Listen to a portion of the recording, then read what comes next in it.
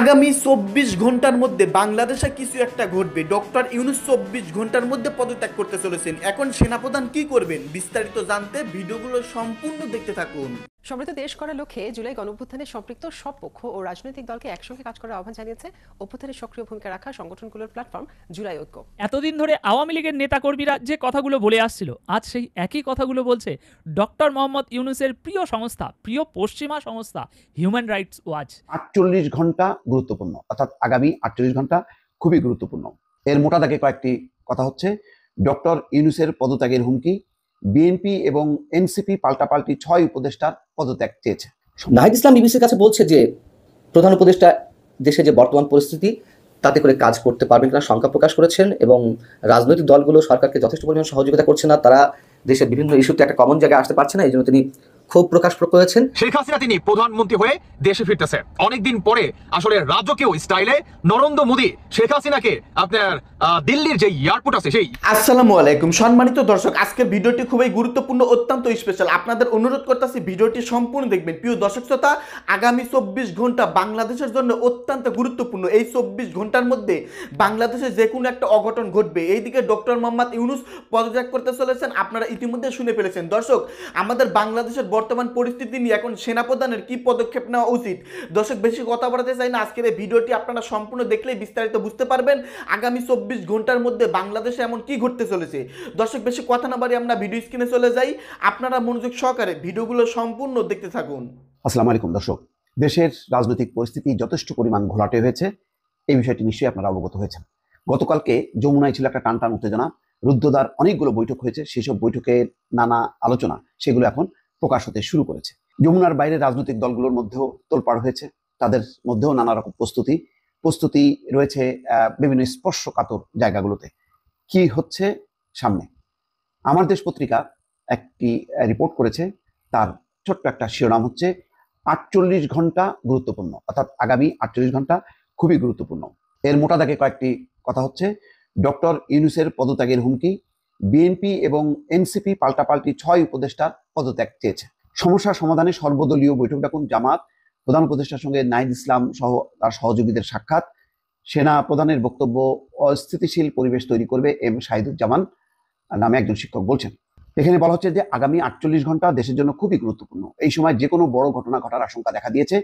উপদেষ্টা পরিষদের নিয়মিত সভা শেষে প্রধান উপদেষ্টা ডক্টর মোহাম্মদ ইউনূস বৃহস্পতিবার কয়েকজন উপদেষ্টাকে নিয়ে 4 ঘন্টা রুদ্ধদ্বার বৈঠক করেন। তিনি পদত্যাগের ইঙ্গিত দেন এবং জাতির উদ্দেশ্যে ভাষণ দেওয়ার প্রস্তুতি নেন এবং একটি খসড়াও রেডি করেন। এনসিপির আহ্বায়ক নাহিদ ইসলাম গতকালকে সন্ধ্যার পর ডক্টর ইউনূসের সঙ্গে সাক্ষাৎ করেন। বিবিসিকে তিনি জানিয়েছেন ডক্টর ইউনূস পদত্যাগের কথা ভাবছেন। বিএনপি এবং এনসিপি পাল্টাপাল্টি 6 উপদেষ্টার পদত্যাগ দাবি করেছেন। বিএনপি খলিলুর রহমান, মাহফুজ আলম এবং আসিফ মাহমুদ সজীব ভুইয়ার পদত্যাগ চেয়েছে। অন্যদিকে এনসিপি ডক্টর আসিফ নজরুল, অধ্যাপক ওয়াহিদুদ্দিন মাহমুদ এবং ডক্টর সালাউদ্দিন আহমেদের পদত্যাগ চেয়েছে। জামাত ইসলামীর আমির ডক্টর শফিকুর রহমান চলমান পরিস্থিতি মোকাবেলায় আলোচনার জন্য সরকারকে সর্বদলীয় বৈঠক ডাকার অনুরোধ জানিয়েছেন। সেনা প্রধানের বক্তব্য, ডিসেম্বরের মধ্যে নির্বাচনের জন্য বিএনপির অব্যাহত চাপ, উপদেষ্টা পরিষদের নিয়মিত সভার পর রুদ্ধদ্বার বৈঠকে নেওয়া সিদ্ধান্তের পরিপ্রেক্ষিতে পরিস্থিতি অবনতির দিকে যাচ্ছে বলেই বিভিন্ন মহল মনে করছেন। অন্তত আমার দেশ পত্রিকায় এই রিপোর্টটি প্রকাশ হয়েছে। এই প্রেক্ষাপটে আগামীকাল শনিবারের মধ্যে দেশে নতুন অবস্থার তৈরি হওয়ার আশঙ্কা দেখা দিয়েছে।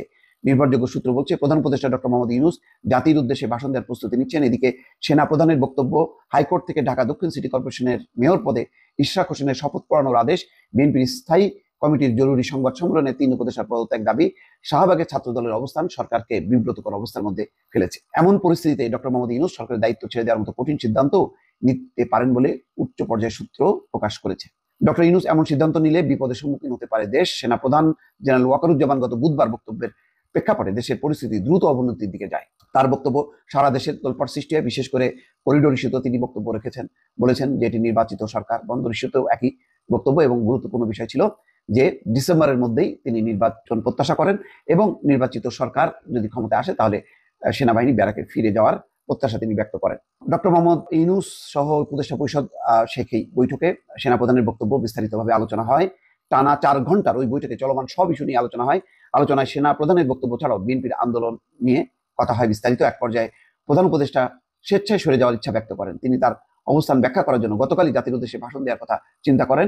কোন প্রেক্ষাপটে তিনি সরে যাবেন সেটাও বৈঠককে অবহিত করেন। জানা যায় প্রধান উপদেষ্টা দেশের সার্বিক পরিস্থিতি তুলে ধরে বলেন, তিনি জাতিকে বাংলাদেশের ইতিহাসে সবচেয়ে অবাধ, সুষ্ঠু এবং নিরপেক্ষ একটি নির্বাচনের প্রতিশ্রুতি দিয়েছেন, কিন্তু দেশ যে পরিস্থিতির দিকে যাচ্ছে তাতে সেটা সম্ভব হবে না। যেন তেন একটা নির্বাচন করে তিনি তার দায় নিতে চান না, এই কারণে তিনি আর থাকতে চাচ্ছেন না। একাধিক সূত্র বলছে, বৈঠকের সব উপদেষ্টা তাৎক্ষণিক এই ধরনের সিদ্ধান্তের দিকে না গিয়ে কিছুটা সময় নেওয়ার অনুরোধ করেন। পরিস্থিতি নিয়ন্ত্রণে আনতে উপদেষ্টারা শেষ চেষ্টা করার কথা বলে প্রধান উপদেষ্টাকে বারংবার অনুরোধ করেন। পরে গতকাল ভাষণের সিদ্ধান্ত থেকে সরে এসে শনিবার পর্যন্ত অপেক্ষা করার জন্য রাজি হন। এক পর্যায়ে এক্ষেত্রে আগামীকাল শনিবারের মধ্যে পরিস্থিতি পুরোপুরি স্বাভাবিকের দিকে না গেলে ওই দিনই জাতির উদ্দেশ্যে ভাষণ দিয়ে প্রধান উপদেষ্টা সরে যেতে পারেন। এক্ষেত্রে তিনি সরকার থেকে সরে যান, তাহলে কি কারণে ছেড়ে যাচ্ছেন সেই ব্যাখ্যাও জাতির সামনে তিনি তুলে ধরবেন। জানা গেছে, রুদ্ধদ্বার বৈঠকে প্রধান উপদেষ্টা তার পরিষদের একাধিক সদস্যের উপর ক্ষুব্ধ প্রতিক্রিয়া ব্যক্ত করেন। পরিষদের কয়েকজন উপদেষ্টার সবকিছুতে না গলানোর নির্দেশ দেন। এছাড়া তিনি জুলাই আন্দোলনের ছাত্র নেতাদের কিছু কর্মকাণ্ডেও অসন্তোষ প্রকাশ করেন। দর্শক, বুঝতেই পারছেন এখন একটা টান টান উত্তেজনা চলছে এবং আজকে শুক্রবারের মধ্যে অনেক কিছুর ফয়সালা যদি না হয় তাহলে শনিবার তিনি জাতির উদ্দেশ্যে ভাষণ দিয়ে পদত্যাগ করতে পারেন, এমন খবর কিন্তু চাউর হয়েছে সর্বত্র এবং এ নিয়ে রাজনৈতিক মহলে উদ্বেগ, উৎকণ্ঠা, কূটনীতিক মহল নাড়াচাড়া শুরু হয়েছে। প্রধান উপদেষ্টার পদত্যাগের যে গুঞ্জন, সেটি যে শুধু গুঞ্জন নয়, এর সত্যতা রয়েছে, এমনটা দাবি করেছেন জাতীয় নাগরিক কমিটির আহ্বায়ক নাহিদ ইসলাম। তিনি বিবিসির কাছে এমনটা দাবি করেছেন। তার এই দাবির পরিপ্রেক্ষিতে আবার অনেকের মনে প্রশ্ন উঠছে যে বিবিসির মতো গণমাধ্যমে তিনি ঢাকঢোল পিটিয়ে আবার এই দাবি করার পিছনের উদ্দেশ্য কি। অনেকে বলছেন যে এর পিছনের উদ্দেশ্য হচ্ছে সেনাপ্রধান বা সেনাবাহিনীর বিরুদ্ধে তারা ডক্টর ইউনূসের পক্ষে একটি আবেগের জায়গা থেকে ঐকমত্য প্রতিষ্ঠা করতে চায়, সেনাবাহিনীকে অনেকটা চ্যালেঞ্জের মুখে ফেলতে চায়। কেমন সেটি আমি বলছি, যার কিছু নমুনা এর মধ্যে আমাদের সামনে উপস্থিত হয়েছে। নাহিদ ইসলাম বিবিসির কাছে বলছে যে প্রধান উপদেষ্টা দেশে যে বর্তমান পরিস্থিতি তাতে করে কাজ করতে পারবেন কিনা শঙ্কা প্রকাশ করেছেন এবং রাজনৈতিক দলগুলো সরকারকে যথেষ্ট পরিমাণ সহযোগিতা করছে না, তারা দেশের বিভিন্ন ইস্যুতে একটা কমন জায়গায় আসতে পারছে না, এই জন্য তিনি ক্ষোভ প্রকাশ করেছেন।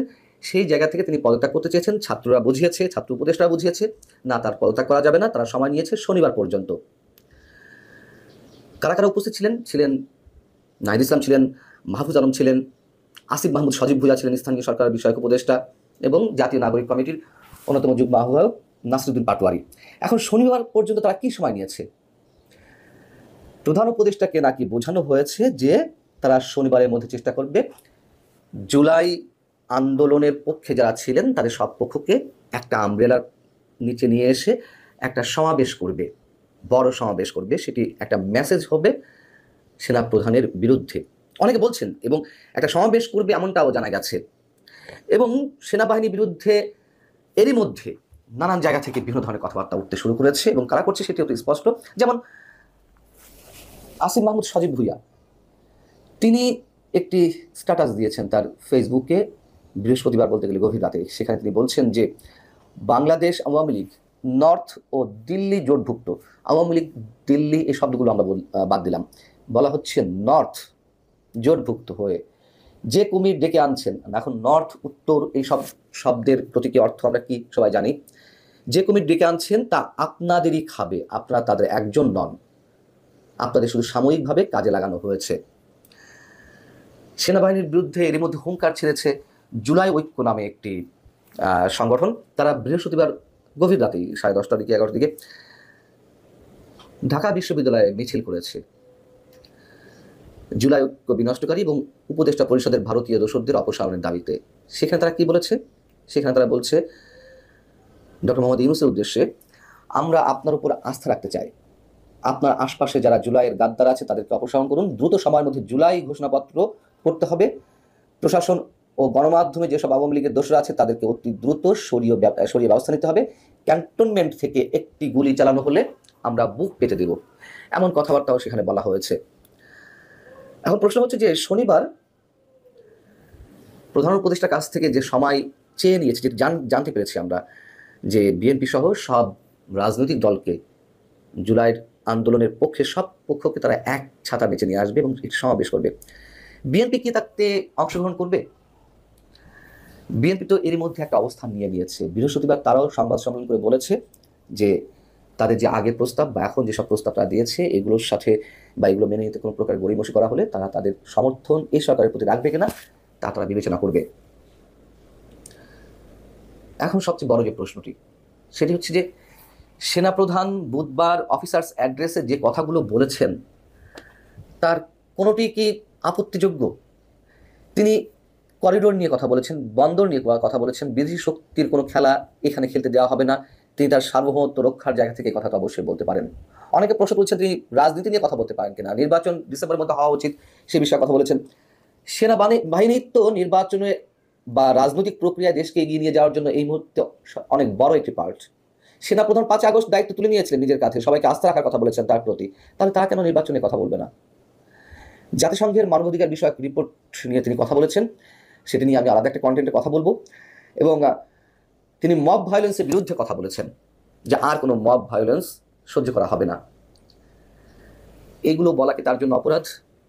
কেন এগুলোকে সরকার তার প্রতিপক্ষ হিসেবে প্রতিপক্ষের জায়গা থেকে কথাগুলো এসেছে এমনটা মনে করছে? এবং এটা মনে করে তো আমাদের মনে হচ্ছে দেশের সার্বিক পরিস্থিতি আরো জটিল করে তোলা হচ্ছে। সেনাবাহিনীকে তো নানানভাবে জনগণের মুখোমুখি দাঁড় করানোর চেষ্টা হয়েছে আমরা দেখছি।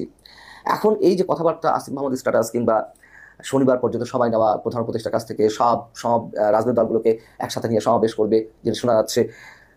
ইসলামী দলগুলো একটা আলাদা বৈঠক করেছে, ইসলামী শাসনতন্ত্র আন্দোলন তাদের নেতৃত্বে আরও কয়েকটি দল বৈঠকে অংশগ্রহণ করেছিল বৃহস্পতিবার রাতে।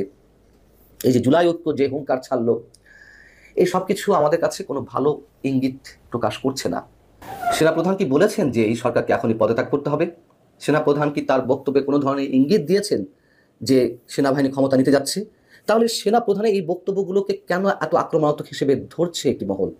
মানুষের যে চাওয়া, মানুষের যে প্রত্যাশা, এবং অধিকাংশ রাজনৈতিক দল যত দ্রুত নির্বাচন করা যায় তার পক্ষে তো মত দিয়েছে।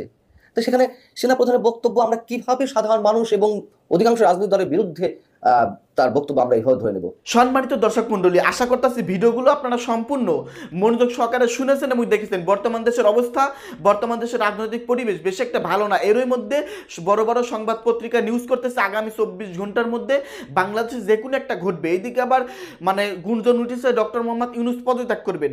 দর্শক, সবকিছু মিলিয়ে আমাদের দেশে কি হতে চলেছে? যাই হোক দর্শক, এই সম্পর্কে আপনাদের মতামত কি? আপনাদের গুরুত্বপূর্ণ মতামত ভিডিওর কমেন্টে অবশ্যই লিখে ঝটপট জানিয়ে দিবেন। ভিডিওটি এখানে শেষ করছি, দেখা হবে আবারও নতুন কোনো ভিডিও নিয়ে। সকলেই ভালো থাকবেন, আল্লাহ হাফেজ।